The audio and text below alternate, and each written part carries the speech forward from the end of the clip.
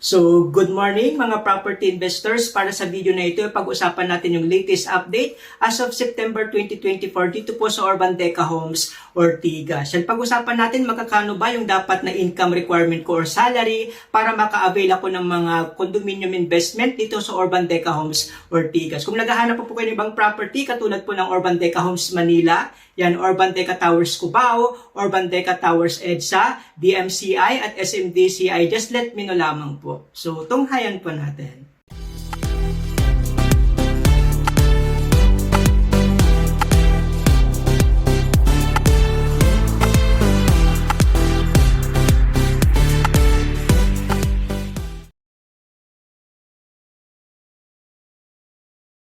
Ayan, so welcome mga property investors. Welcome po sa panibagong video na gagawin natin dito po sa Urban Deca Homes, Ortigas. Pag-usapan natin yung mga salary or income requirement, no, magkakano pa yung dapat na salary natin para maka-avail tayo ng mga condominium dito po sa Urban Deca Homes, Ortigas. So nakarang video, gumawa po tayo ng 3-bedroom na mga resale, no, mga reopen. So sa halagang 15,000 lamang na initial cash out, ay pwede na po tayo makapag-move. So nagkaroon nga po tayo ng mga resale, mga reopening po, no, dito sa Urban Deca Homes, Ortigas. So ilalagay ko na lang po siya sa may description box below para mapanood po ninyo. So 15,000 lamang po yung ika-cash out po natin.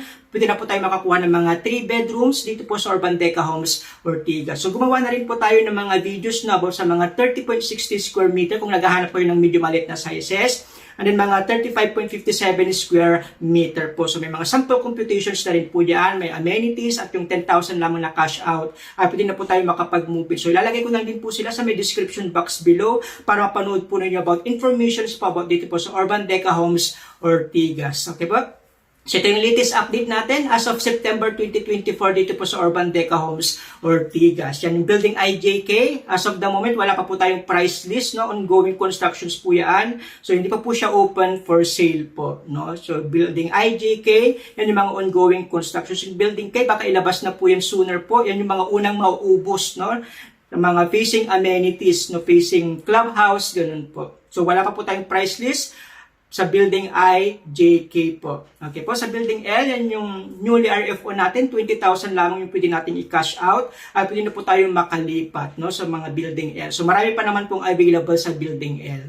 The LMNOPQR, yan yung mga ready for occupancy natin na mga for sale as of the moment po. Dito po sa Urban Deca Homes, Ortigas, yung M&N, mga pet friendly, no, lahat ng floors po yan ay allowed po ang pets, no? Kung gusto niyo ng mga high zone, na may alaga po kayong pets, pwede po diyan. Kasi the rest of the building po, second to third floor lang po allowed yung mga pets yan po. Second to third floor lang. Unlike yung M&N na pwede po yung lahat ng pets po. Kaya po yung parking building natin, 7 level po, so wala pa po tayong price list kung kailan po yan ilalabas. So sa may likod lang po yan ng building L and building K. So antabayanan nyo po yan. Okay po? And then ito naman meron tayong butas sa gitna, yun po yung mga courtyard na tinatawag po natin. Mas mura po yung mga inner units natin compared po sa mga outer units po. Okay po, and then ito naman po yung ating zone, second to fifth floor, yun yung mga low zone, mid zone natin 6 to 10, and then 11 pataas yung mga high zone. So pare-parehas po yung mga presyo ng mga per zone po natin. Okay po? And then ito naman yung ating amenity area, yung basketball court natin, no? And then, meron din po tayong lagoon, yan yung children's playground, outdoor gym, at syempre yan po yung ating clubhouse. So, yan po yung latest update natin as of September 2024. So, yan po yung ating clubhouse, yan yung drone shot po natin. Sa likod po yan yung building M and N po, no? Yan po yung mga pet-friendly po na mga buildings. Yung building K, yung color blue sa may left side, and baka mag-open na po sooner po. So, napaka-green po ng ating amenity area. Maraming puno po yan. And then po yung lagoon po natin. Ganun po. So, yan po yung update as of September 2024 dito po sa Urban Deca Homes, Ortigas. So, 10,000 lamang. Pwede na po tayo makalipat within 1 to 2 months. May gagawa tayo mga sample computations po, no?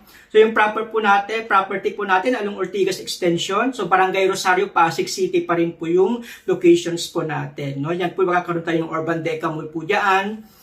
And then yan, part pa rin po ng ating property. So marami tayong establishment na katulad ng Mercury Drugstore, yan. Meron po tayong McDo, meron din po tayong mga Super 8, Grocery, KFC, ganun po. And then, na po yung property natin. Walking distance lamang po tayo. Malapit lang po tayo sa SM City East, Ortigas. Katabi po niya yung National University, no? Kung gusto nyong paupahan po yung mga units po natin para kumita po tayo at parang malibre na po yung ating monthly amortization sa marami pong magre-rent. Katapat ng SM Cities yung MRT Line 4 St. Joseph Station. No? Once na matapos po yan, siguro mga 2028 or 2030, very accessible na po yung ating property po. Yan yung okay po. Yan papuntang Cubao, yan naman yung papuntang Cainta area po. Na daanan po natin along Ortigas Extension, Pasig Road. So ito yung typical unit layout natin. Meron tayong 64 units per floor. Okay po, lahat po ng color yellow po natin, yan yung mga 30.60 square meters. So marami po tayong inventory. May mga facing pong atrium at may mga outer naman po ng mga units. Okay po.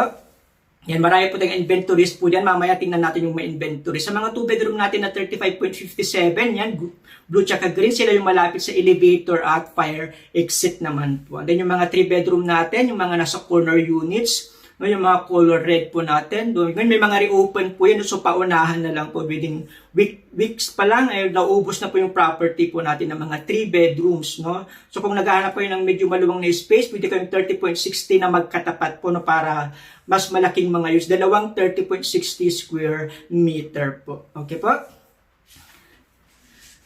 So ito yung ating summary, no, as of recording po, ito yung available natin, no, sa mga 2 bedroom either natin na mga 30.60 yung nasa gitna ng building, nasa butas po, no, LMNOPQR. As of recording po, meron na po tayong 731 na mga available na mga units. Sa mga outer naman po, yan, meron tayong 674 na mga units available po. Sa mga 2 bedroom inner natin, mga 35.57, so isa na lang po siya, no, sa building L. So paunahan na lang po yan.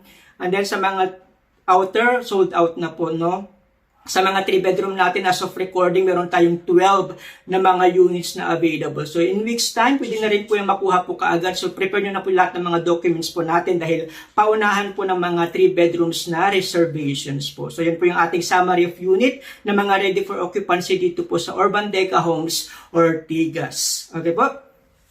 Yan, so kung gusto nyo makita yung mga default units natin, makita nyo mga 2 bedroom na inner and outer, mga 3 bedroom. So, free site viewing po tayo. Gusto ko lang malaman yung time and date kung kailan po kayo available. Ngayon, kung may mga favorite numbers kayo, may specific units na gustong makita, yan, prepare nyo lamang yung mga payslip po ninyo, Certificate of Employment with Compensation, tsaka 2 valid IDs po. Okay? Tawagan nyo lang po ako. Message nyo lang po ako 0936-899-2683. Available po ako sa Viber, WhatsApp, Telegram, Truecall, and True Text.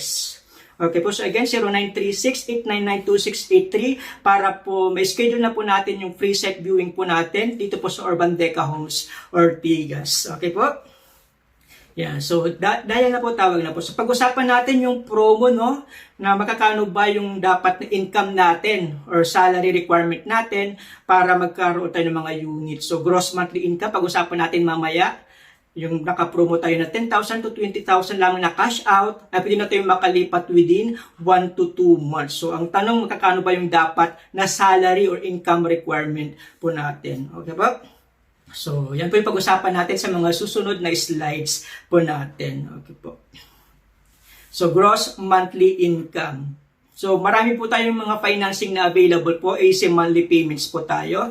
Magda-down lang po tayo ng reservation and then pwede tayo sa Pag-ibig. Pinakamababang interest po yan. Then, sa mga banks naman, meron tayong BDO, no, 6.75% at BPI, 7%. And then sa in-house financing natin is nasa 10.5%. Madalas na ginagamit yung Pag-ibig financing tsaka BDO. So, gagawa tayo ng mga computations po yan maya-maya pa. Okay po? So, Pag-ibig at BDO, sila yung mga mabababang mga interest rates po. So, ito yung ating sample computations, no, sa Pag-ibig financing, building MNOPQR. So, 30 years tayo sa Pag-ibig, 10,000 to 15,000 lamang yung ating reservation fee po. So, makikita nyo po dito, meron tayong low zone, mid zone, at high zone po. Okay po, so yun po yung magiging monthly natin kung kunyaring gusto natin ng low zone.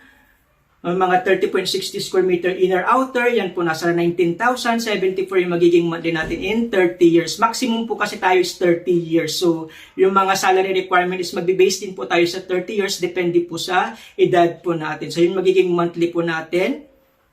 Hindi pa po kasama dyan ng MRI. RPTN fire insurance po.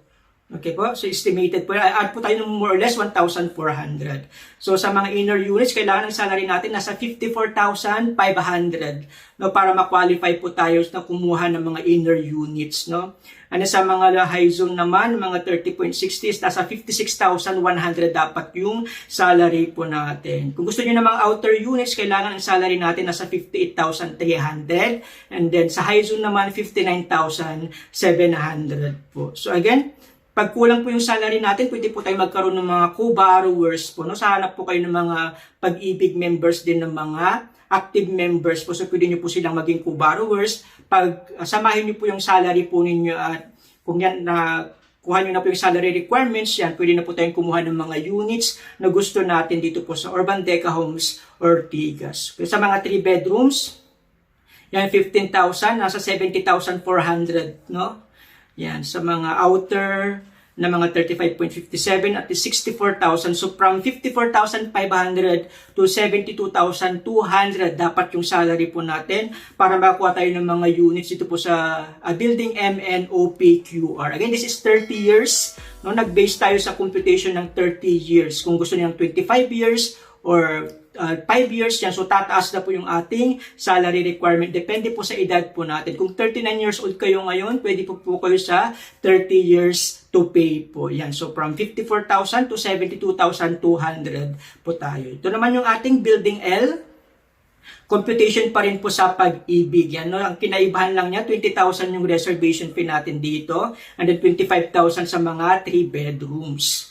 Okay po, so yan naman po yung mga monthly amortizations natin in 30 years, no, from 19,401 up to 25,558. And then yung salary natin dapat 55,500 up to 73,100 yung salary requirement po natin para makakuha tayo ng mga Building L na mga Pag-ibig in 30 years na computation po. Again, kung bababa po yung years po natin, tataas po yung ating salary requirement po. So yan po yung ating sample computations. Ito naman po yung ating mandatory no, na financing, Pag-ibig financing requirements. So 2 valid IDs with 3 specimen signatures. So prepare nyo na po yan dahil kailangan complete requirements po tayo upon reservation po. So 2 valid IDs with 3 specimen signature. Yan po.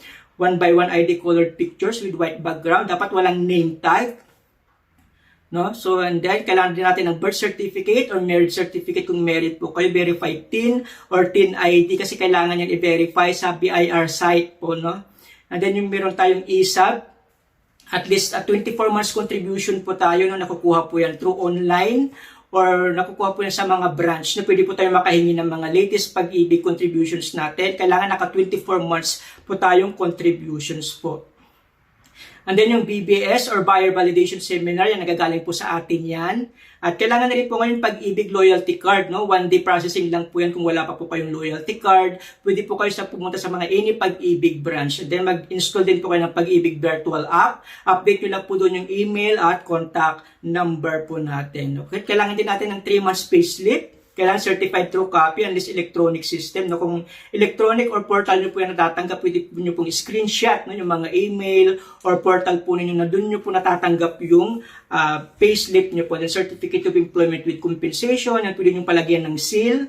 Kung sa mga government kayo, no? Sa at least 3 to 5 months validity upon reservation po yung COEC po natin. Okay po? So yan po yung ating Pag-ibig financing requirement po. So pag may mga co-borrowers po kayo, yan, same lang din yung requirements with 3 specimen signature to valid IDs, no? Then notarized SPA kung kayo yung mga seafarers, no, or mga seaman, ganun po. And then consularized SPA naman kung kayo ay mga OFW naman po. And syempre yung attorney in fact nyo yan, kailangan magdala din po siya ng 2 valid IDs at mga 1 by 1 ID pictures na rin po.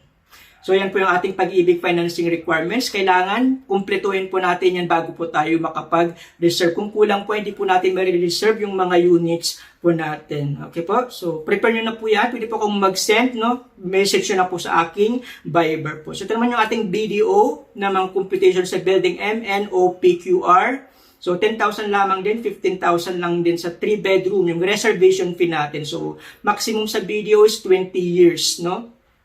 So yan yung low zone, mid zone, high zone, nasa 23,556 to 31,182 depende sa zone kung ano po yung gusto po natin. Okay, hindi po kasama dyan ng MRI, RPT at fire insurance. So nasa 6.75% interest rate, 3 years fixing rate po tayo dito po sa BDO. Ano yung salary natin? Dapat nasa 58,900 yung minimum, no? So 20 years monthly amortizations po. And 58,900 up to 78,000 dapat yung salary requirement po natin para maka-avail tayo ng mga units, no, dito po sa Urban Deca Homes Ortigas. So yung mga salary natin kailangan po is basic pay, no. Doon po tumitingin yung mga bangko po at yung Pag-ibig. So yan po yung ating mga monthly amortizations po. And then salary. So ito naman yung building L po natin. Kung kukuha tayo sa building L, yan 20,000 to 25,000 yung ating reservation fee or initial cash out. And then iloloan na po natin yung balance. So 59,900 up to 79,000 dapat yung salary po natin. Kung kulang yan, pwede po tayong magkaroon ng mga co-borrowers po natin na isa po, no, dito sa video. Unlike sa Pag-ibig, pwede kayong tatlo po, no, na pwedeng magkaroon ng mga co-borrowers. Okay po, so again, this is building L na BDO. Ito naman yung BPI. Kung gusto niyo ng BPI, naka-promo siya ngayon 30 years, no? So 10 to 15,000 lang din yung ating reservation for initial cash out sa building MNOPQR. Yun yung magiging monthly natin. Hindi pa kasama dyan ng MRI, RPT at fire insurance. And then sa salary natin, medyo mataas, no? 60,100 up to 79,500. No, dito po sa BPI. So 3,250,000 yung pwede nating i-loan na maximum po, no. Yes, bababa po tayo sa mga 20 years, ganun po 15 years. So 7% interest rate, 3 years fixing rate po tayo dito sa BPI. Ito naman yung ating bank requirement, no. Bank financing requirement. So, 2 valid IDs, specifically 10 ID with 3 specimen signatures. Sa proof of income, COA with compensation, 3 months payslip, 3 months bank statement, no? And then yung ITR po natin. Sa mga abroad, yan, job contract at POA standard contract po. For seaman, yan, recent contract and a letter of embarkment. And then kailangan din natin ng 1x1 ID colored pictures with white background, walang name tag, birth certificate, marriage certificate naman po. Kung may mga co-borrowers kayo, yan, same lang din po yung ating requirements, no? Notarized SPA sa mga seaman, and then consularized SPA pag mga land-based or OFW. And then yung attorney in fact nyo, yung sa SPA, prepare lang din po ng 2 valid ID. So, dyan po yung ating bank financing requirement. Kailangan kumpleto rin po, no? BDO, BPI, Security Bank, China Bank, Land Bank. Yan yung mga bank na available po natin. So, kung gusto nyo naman ng in-house financing, yan, meron tayo dito, no? At up to that's 25 years, no? 25 years amortizations po natin. So, same lang din, no? Sa building MNOPQR, 10 to 15,000 lamang yung initial cash out natin. Yan yung magiging monthly natin. And then yan naman yung salary requirement natin. Nasa 73,200 up to 96,900 dapat yung salary natin para tayo maka-avail ng in-house financing. Okay, 10.5% interest rate. 1 year fixing rate po tayo dito po sa may in-house financing, no? So, message nyo lang po, pwede po mag-send ng mga sample computations sa aking mga Viber number po, no? So, 89.90 na Pag-ibig, yan pa rin po yung pinakamababang interest rate. Yan, nasa 6.25% interest rate po dito sa ating Pag-ibig. So, hassle-free, developer-assisted na po tayo. Magpapasa lang tayo ng mga requirements. And then, pwede na po tayong ma-enjoy, no? Yung low interest rate at up to 30 years. Yan. So, huwag niyong kalimutan i-click ang subscribe at ang notification bell para updated po kayo palagi sa lahat ng mga upload ko po. So, hi mga property investors! Bilang isang psoriasis warrior or sore warrior ng mahigit 15 years na po, isa po sa mga niche ng ating Pambansang Samaritano YouTube channel ay ang mga charity works at tutulong din sa mga may karamdaman. So, a portion po ng ating makukuha na ating mga commission or professional fee ay mapupunta po sa pagtulong po natin. So, umpisahan na po natin yung investment with a cause. Yan. So, invest property today, help someone tomorrow. So, sa lahat po ng ating mga investors, yan, pwede po tayong mag-invest at yung mga portions po ng ating makukuha ay bibigay po natin, itutulong po natin. And then in the coming videos, mga susunod na mga videos po natin, ay maglalagay na rin po tayo ng mga charity works. So again, marami pong salamat at God bless everyone.